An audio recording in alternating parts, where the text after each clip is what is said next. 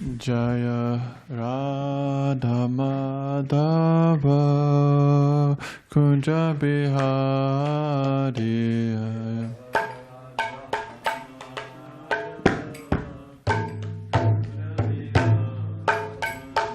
Jaya Radha Madhava Kunja Bihari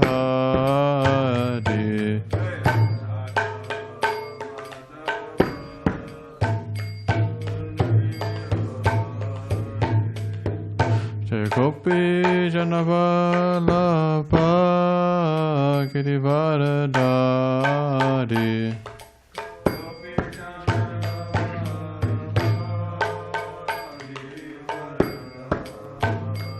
Jaya Gopi Janavalabha Girivardhari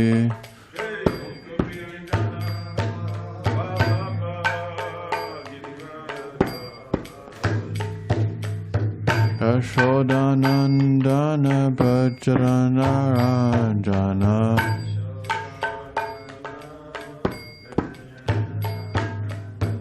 Yashodanandana Bajrana Ranjana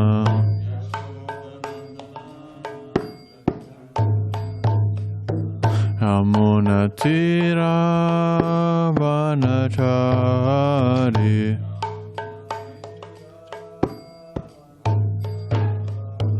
Yamunatira Vanachari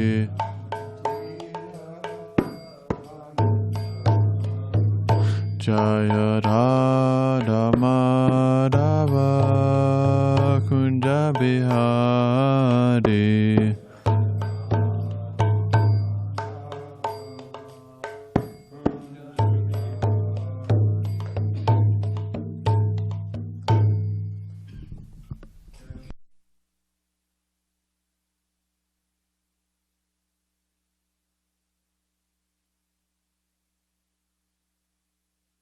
Acharya, Srila Prabhupada Ki Jai, Jayam Vishnupad Paramahamsa Pravikacharya, Ashtottara Srimad Bhakti Siddhanta Saraswati Goswami Maharaj Prabhupada Ki Jai, Namacharya Srila Hardas Thakur Ki Jai, Prem Se Ko Shri Krishna Chaitanya, Prabhu Nityananda, Shri Advaita Gadadhara, Shri Vasari Gaura Bhakta Vrinda Ki Jai, Shri Shri Radha Krishna Gop Gopinath Shamakun Radhakun Giri Govardhan Ki Jai, Shri Mayapur Dham Ki Jai, Shri Vrindavan Dham Ki Jai, Shri Jagannath Puri Dham Ki Jai, Ganga Mai Ki Jai, Yamuna Mai Ki Jai, Bhakti Devi Ki Jai, Tulsi Devi Ki Jai, Natakoti Vaishnav Vrinda Ki Jai, Shri Harinam Sankirtan Ki Jai, Grantra Srimad Bhagavatam Ki Jai, Samaveda Bhakta Vrinda Ki Jai, Gaur Pramanande. All glories to the assembled devotees, all glories to the assembled devotees. All glories to the assembled devotees. All glories to Guru and Shri Gauranga. All glories to Srila Prabhupada. Narayanam Namaskritya Naram Chaiva Narottamam Devim Saraswatim Vyasam Tato Jayam Udirayat Nastaprai Subhadreshu Nityam Bhagavata Sevaya Bhagavat Uttama Shloke Bhaktir Bhavati Nashtaki Om Namo Bhagavate Vasudevaya Om Namo Bhagavate Vasudevaya Om Namo Bhagavate Vasudevaya.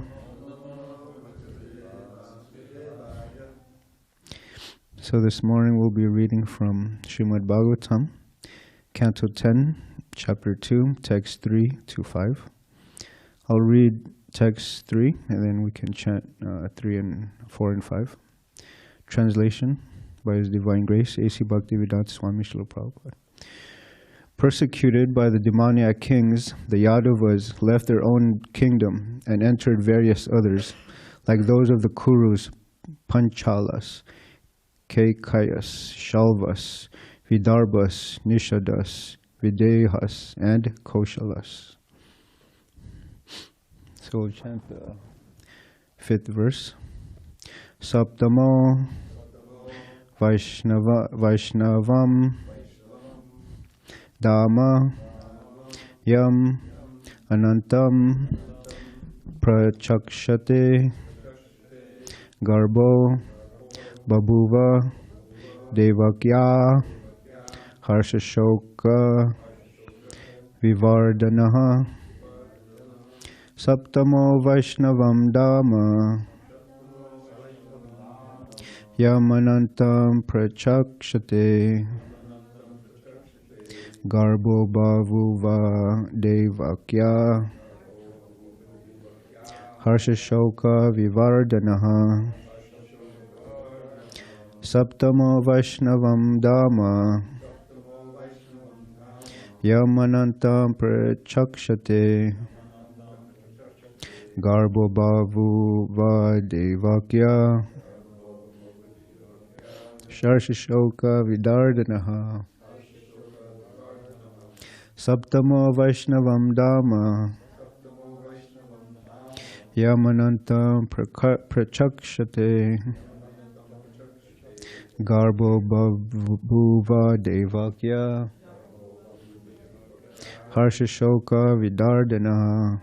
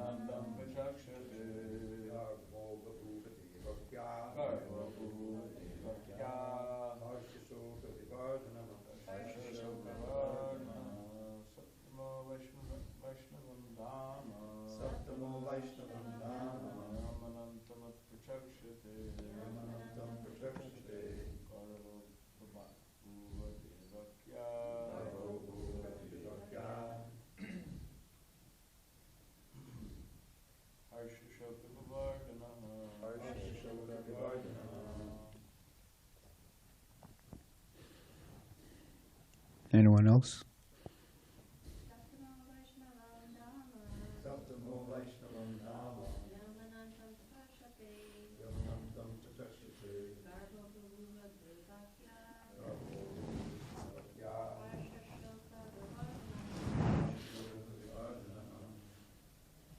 Anyone online would like to chant? Okay. Saptamaha, the 7th, Vaishnavam of Lord Vishnu, Dhamma, a plenary expansion, Yam, unto whom, Anantam, by the name Ananta, Prachakshate, is celebrated, Garbha, embryo, Babuva, there was, Devakyaha, of Devakī, Harshashoka Vivardhanaha, simultaneously arousing pleasure and lamentation. Translation and purport by Divine Grace, A.C. Bhaktivedanta Swami Srila Prabhupada. Some of their relatives, however, began to follow Kaṁsa's principles and act in his service. After Kaṁsa, the son of Ugrasena, killed the 6 sons of Devakī, a plenary portion of Krishna entered her womb as her 7th child, arousing her pleasure and her lamentation. That plenary portion is celebrated by great sages as Ananta, who belongs to Krishna's 2nd quadruple expansion. Purport. Some of the chief devotees, such as Akrura, stayed with Kaṁsa to satisfy him. This they did for various purposes. They all expected the Supreme Personality of Godhead to appear as the 8th child as soon as Devakī's other children were killed by Kaṁsa, and they were eagerly awaiting his appearance. By remaining in Kaṁsa's association, they would be able to see the Supreme Personality of Godhead take birth and display his childhood pastimes. and Akrura would later go to Vrindavan to bring Krishna and Balaram to Mathura. The word Paryupasate is significant because it indicates that some devotees wanted to stay near Kaṁsa in order to see all these pastimes of the Lord.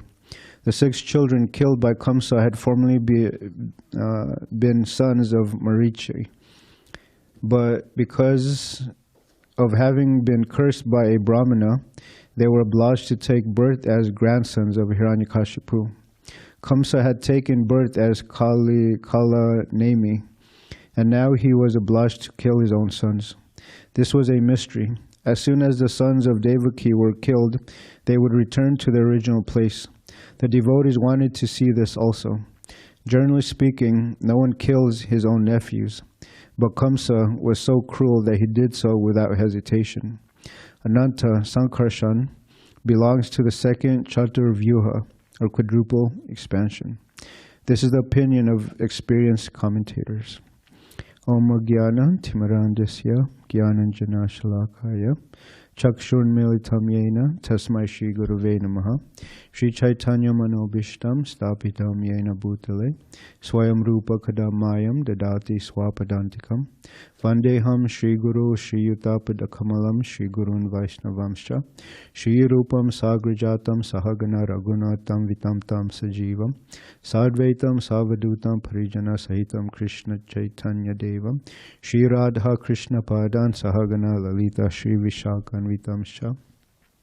Hey Krishna Karuna Sindhu Dinabandho Jagatpate Gopesha Gopika Kanta Radha Kanta Namostate Tapta Kanchana Gaurangi Radhe Vrindavaneshware Rishabhanusita Devi Pranamami Hare Priye Vancha Kalpatri Vischa Kripasanabhi Vacha Patitanam Pavinebhyo Vaishnavyo Namo Namaha Jai Shri Krishna Chaitanya Prabhu Nityananda Shri Advaita Gadadhara Shivasari Gaura Bhakta Vrinda Hare Krishna, Krishna Krishna, Hare Hare, Hare Rama, Rama Rama, Hare Hare.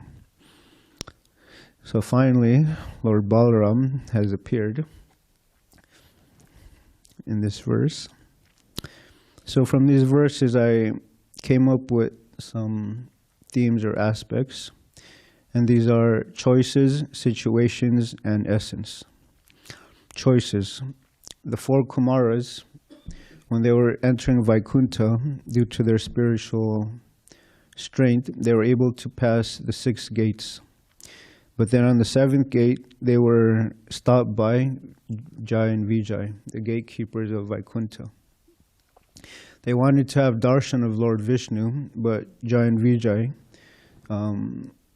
these 4 Kumaras, they agreed, or they remained in this child form, naked. So they didn't know who these personalities were, so they forbade them to enter. And then these 4 Kumaras, they cursed Jai and Vijay, and they gave them 2 options. Does anyone remember what those were? Or 2 punishments. One was to take birth as demons or devotees. Let's go for that. Devotees for 7 lives, and then they come back to Vaikuntha. Or they become demons for 3 lives, and then they come back. And I was thinking there's an interesting option, because what would devotees rather have? To be with the Lord for 7 lives, or they come back faster, living 3 lives as Lord Krishna's enemies. And so these 2, Jai and Vijay, they couldn't tolerate being away from Lord Vishnu, so they decided to take the fastest route, to take 3 lives as demons. And as we all know, the first one was Hiraṇyakaśipu and Hiraṇyaksha. Hiraṇyaksha was killed by Lord Varahadev, and then Hiraṇyakaśipu was killed by Narasimhadev.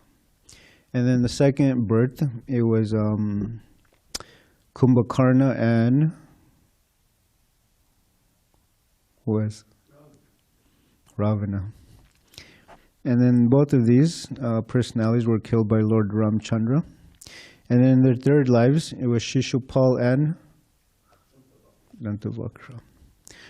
So, unlike Krishna or the demigods that were asked by the Lord to take births in these families in Vrindavan, we had no say in which family to take birth in. We didn't get to choose what country to be born in or what language we would be speaking in, and what our difficulties and challenges would be. Srila Prabhupada, he says that the prison and the university are open to everyone. And by making our choice, we can make our future destiny. The government, they build a prison, but it's not that they welcome everybody to stay in the prison. It's actually for criminals, those who have broken the laws. So similarly, the government also makes universities. So we have these options to either be somewhat delinquents or criminals and come to the world of Maya, material existence, or we can stay with Krishna. So we have these two choices. And some devotees, they explain this is the result of our past activities. And someone explained that free will is actually just our desires. So in the human form of life, we are taught that we have higher intelligence and a small amount of free will. And these choices in life, they can either bind us to the material world, or they can help us advance in our Krishna consciousness. And so this independence, Srila Prabhupada, he narrows it down to two paths. One is material bondage. By choosing selfish sense gratification, it traps the soul in repeated birth and death. And in spiritual consciousness, spiritual liberation, this is done by choosing devotional service, and it frees the soul from material suffering. I was speaking to one guest the other day, and his name is Warren. I think some of you know. And I was explaining to him about this free will. And then, anyway, the discussion ended up leading to this quote. I don't know where it's from, maybe the Bible. It said, why should I be a servant in heaven when I could be a king in hell? So this phrase, this word servant, it's not really a positive word in the material world. People view it as something condescending, something not very favorable, something of very low status. But in the spiritual world, we understand that being a servant of the Lord, an associate, is actually the highest position. Srila Prabhupada says this is a topsy-turvy world. And now since we're living in Kali Yuga, it may be impossible to always choose the right course of action. So while we can somewhat get away with the small inattentive choices that we make, we can strive to make the major choices, Krishna consciousness. Srila Prabhupada, so many times he has explained that the leaders should be of good character, and they will be able to guide the people. An example that he gave was a child. A child can either be raised or trained to be a good person or a bad person. Srila Prabhupada, during an interview, he said that, speaking to his devotees, the Western devotees, he said they were raised in a bad society, but they have chosen to become good. And the Srila Prabhupada, he made a difference, a distinction, what is a bad person and a good person.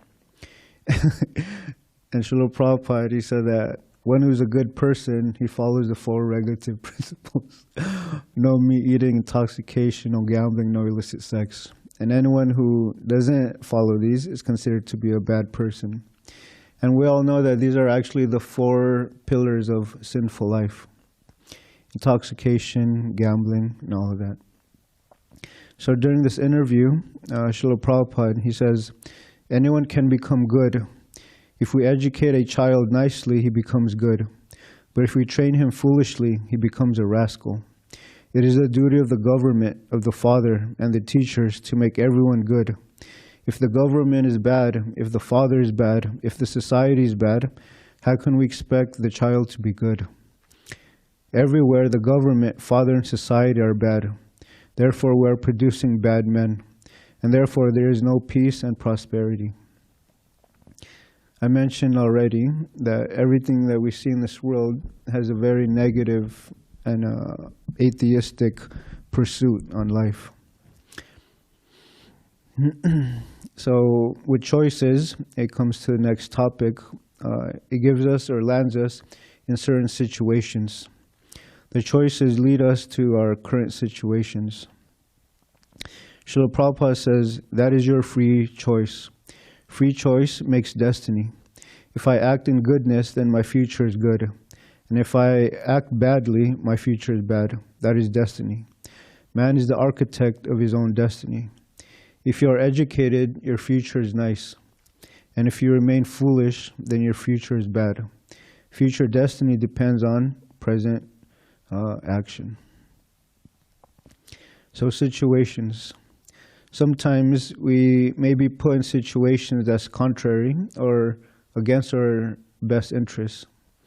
And sometimes as devotees, we might have to side with the opposing party.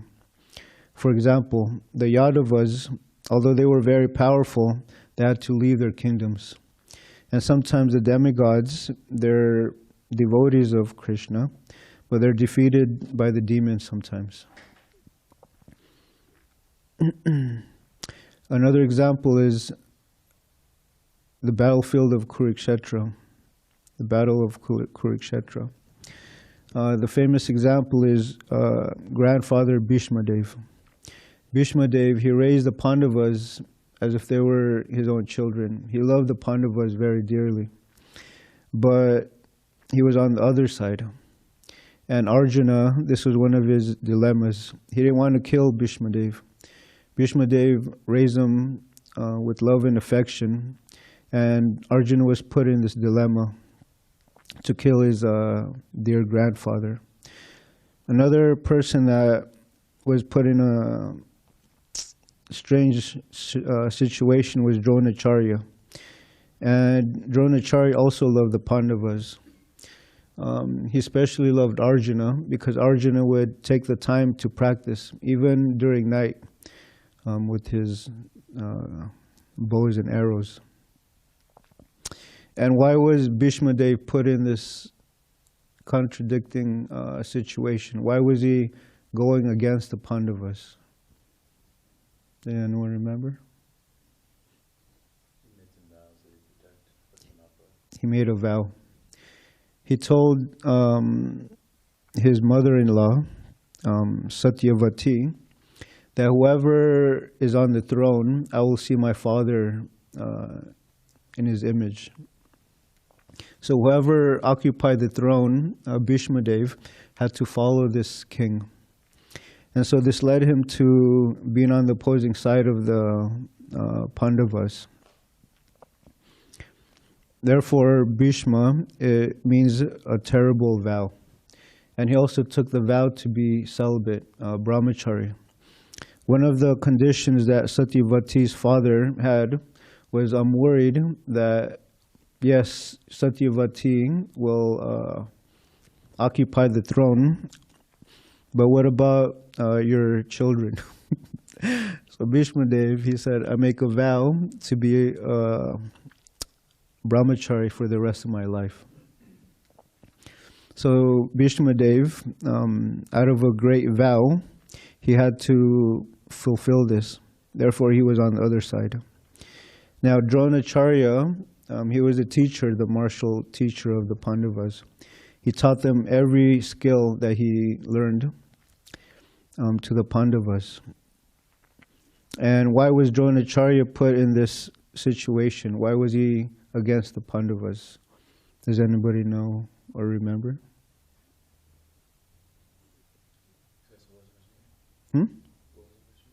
Dronacharya, why was he on the other side? Why was he on the opposing side of the Pandavas? From the Mahabharata. It's because he was dependent on the Kurus for his livelihood. He was a very poor brāhmaṇa.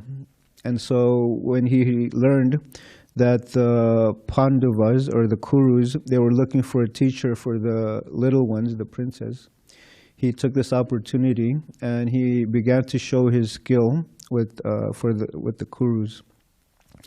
And so Dronacharya, due to this situation, he was fighting against Arjuna and Krishna. Another personality was Karna. Even after Karna had learned that he was the eldest brother of the Pandavas, he still couldn't give up the association of Duryodhana. Does anybody know why?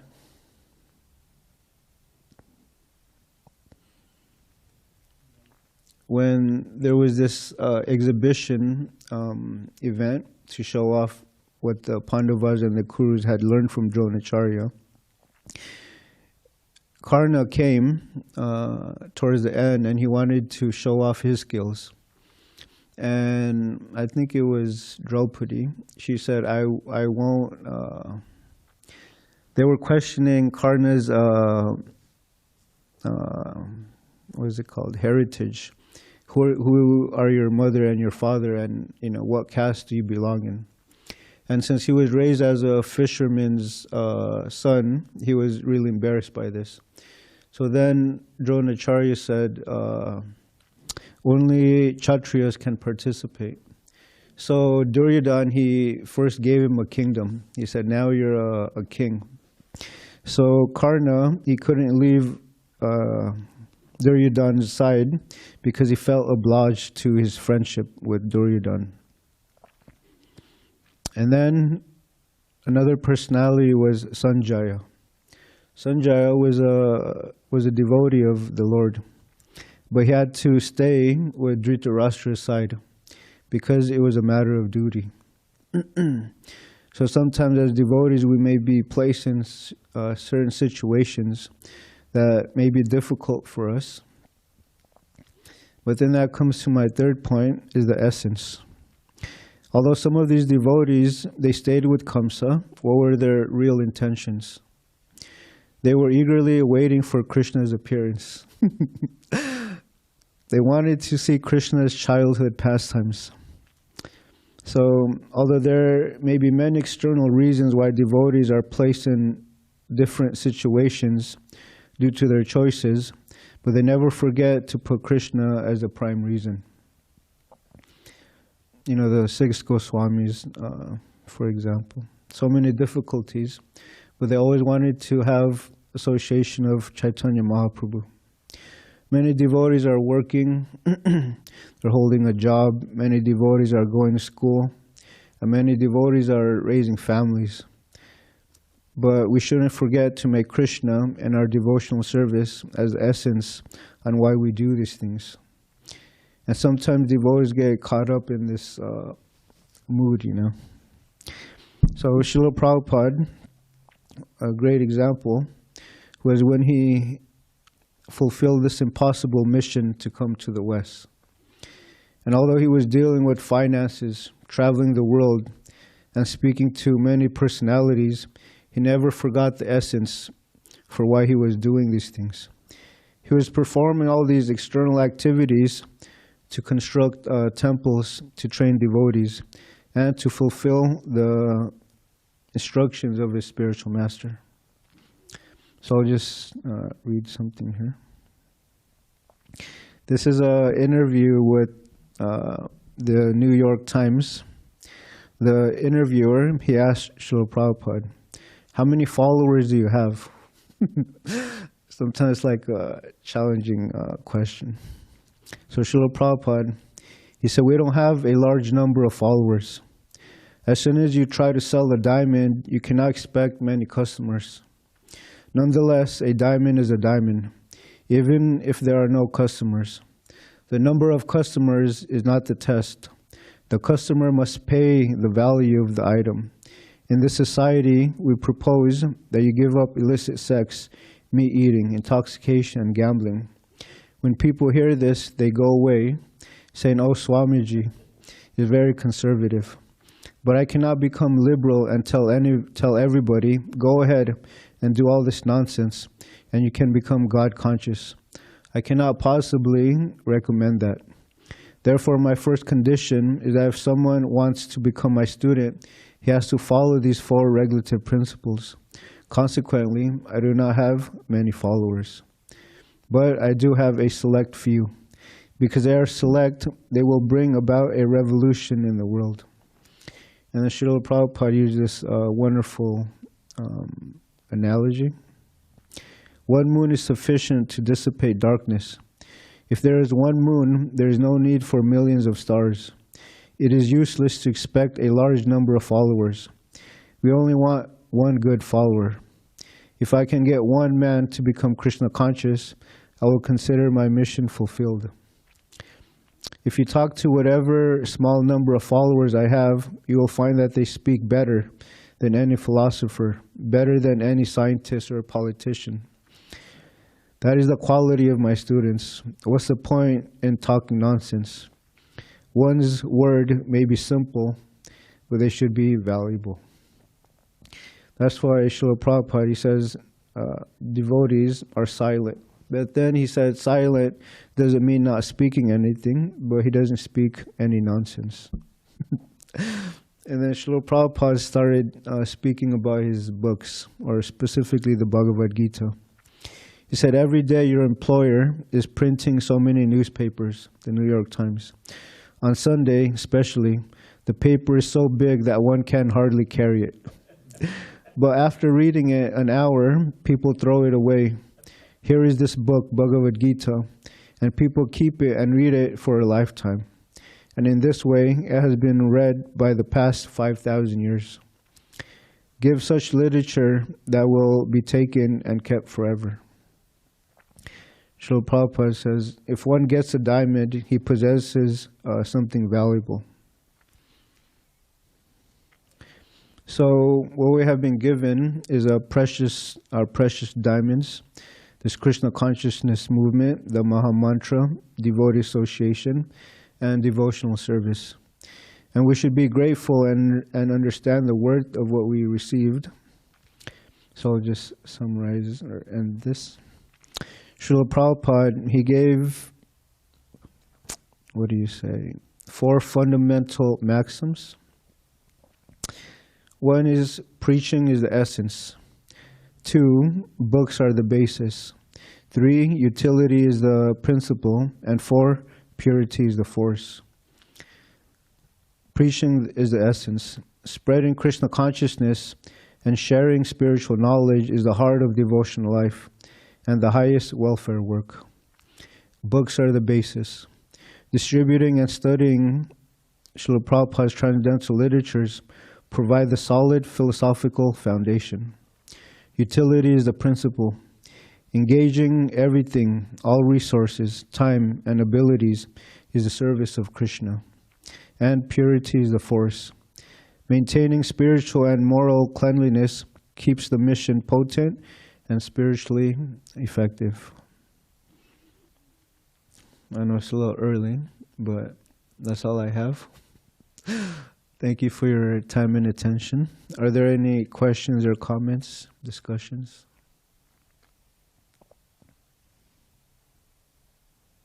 Nice to see you. Tishta Girdhar. Okay.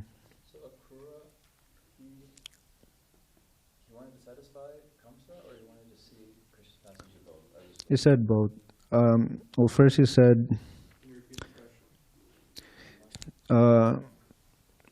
Mukunda Charana Prabhu, he asked Akrura, he stayed with Kaṁsa to satisfy him or to see the Lord's pastimes.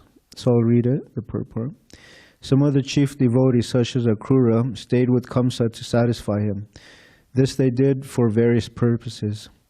They all expected the Supreme Personality of Godhead to appear as the 8th child as soon as Devaki's other children were killed by Kaṁsa, and they were eagerly awaiting his appearance. So it seems like he was waiting for the pastimes for Krishna to appear and to somewhat serve Kaṁsa. Do you guys think it's accurate to think that when it's saying that Akrura stayed with Kaṁsa to satisfy him, not like as an end goal, but he stayed with him to satisfy him so that he could see his pastimes? Does that seem accurate? It's not saying he stayed with him for two reasons. He wanted to satisfy Kaṁsa and he wanted to see Krishna's pastimes.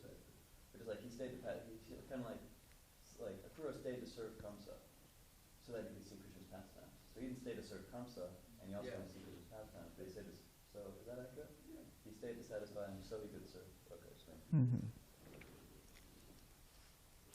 Yeah, I was thinking about Srila Sanatana Goswami and Srila Rupa Goswami.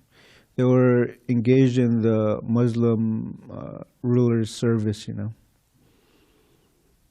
But as soon as they got a chance, they wanted to leave and join Chaitanya Mahaprabhu's movement.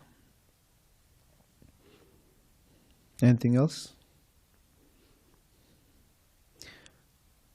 Okay. Thank you for your time and attention. Grantaraj Srimad Bhagavatam ki jai. Srila Prabhupada ki jai.